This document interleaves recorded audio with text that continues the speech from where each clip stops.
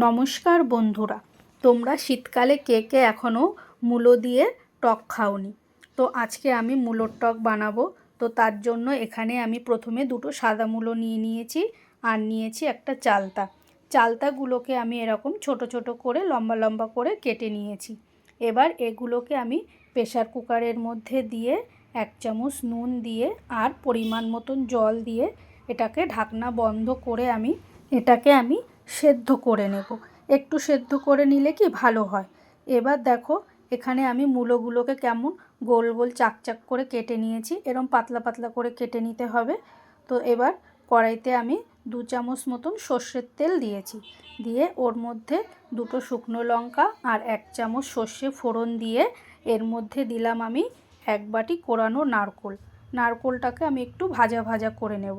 তো দেখো, নারকোলটাও কিন্তু আমার ভাজা ভাজা হয়ে গেছে।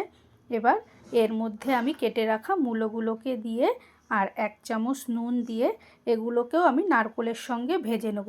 একটু ঢাকনা দিয়ে ঢেকে ঢেকে ভাজবো, তাহলে কি মূলোটা ভালো সেদ্ধ হবে। তো দেখো, ঢাকনাটা খুলে আমার মূলোগুলো কীরকম সেদ্ধ হয়ে গেছে আর নারকোলটাও কিন্তু ভালো ভাজা হয়ে গেছে। তো একটু ভালো করে ভেজে নিলে কি নারকোলের ভাজা গন্ধটা ভালো বের হয়। তো এবার এর মধ্যে আমি সেদ্ধ করা চালতাগুলোকে দিয়ে এর সঙ্গে আবারও একটু ভালো করে মিশিয়ে নেব। নিয়ে এবার এর মধ্যে দেব আমি পরিমাণ মতন জল।